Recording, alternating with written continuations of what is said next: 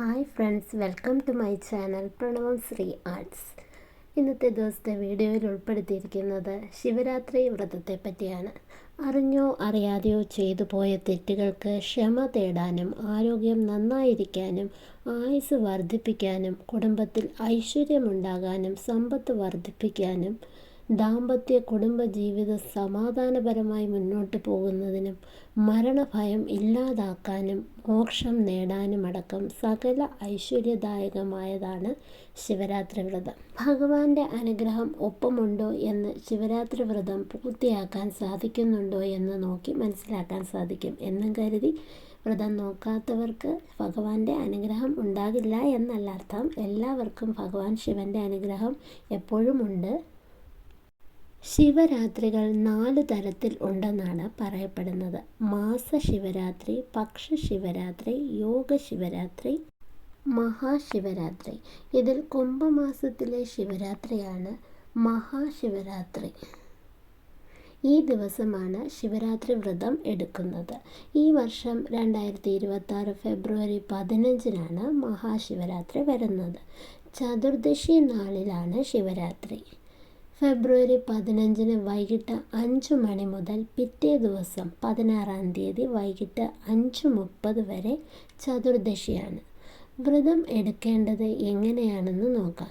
ഓരോ ദേശത്തിനനുസരിച്ച് ശിവരാത്രി വ്രതം എടുക്കുന്ന രീതിയിൽ ചില വ്യത്യാസങ്ങൾ കാണാറുണ്ട്.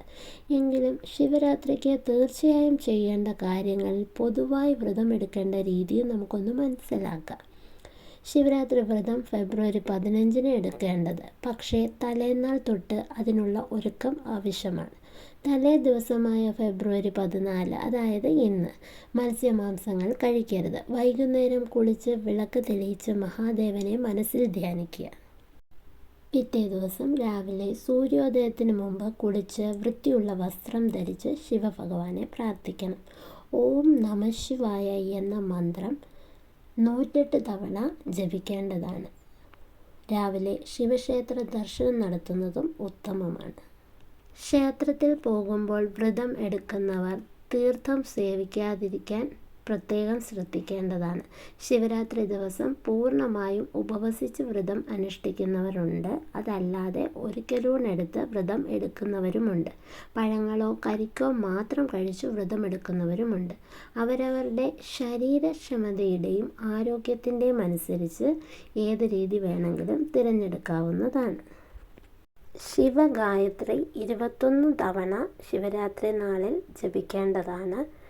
തത്പുരുഷായ വിദ്മഹേ മഹാദേവായ ധീമഹി തന്നോ രുദ്ര പ്രചോദയാത്. മന്ത്രം ഒരിക്കൽ കൂടി. തത്പുരുഷായ വിദ്മഹേ മഹാദേവായ ധീമഹി തന്നോ രുദ്ര പ്രചോദയാത്. ഇതുകൂടാതെ നേരത്തെ പറഞ്ഞതുപോലെ ഓം നമഃശിവായ 108 തവണ ജപിക്കേണ്ടതാണ്. ഏവർക്കും ശിവഭഗവാന്റെ അനുഗ്രഹം ഉടനീളം ജീവിതത്തിൽ ലഭിക്കട്ടെ എന്ന് പ്രാർത്ഥിച്ചുകൊള്ളുന്നു. ഈ ചാനൽ ഒന്ന് ലൈക്ക് ചെയ്യാനും സബ്സ്ക്രൈബ് ചെയ്യാനും നിങ്ങൾക്ക് ഇഷ്ടപ്പെട്ട ശിവമന്ത്രം കമൻ്റായി രേഖപ്പെടുത്താനും മറക്കല്ലേ. Bye, see U.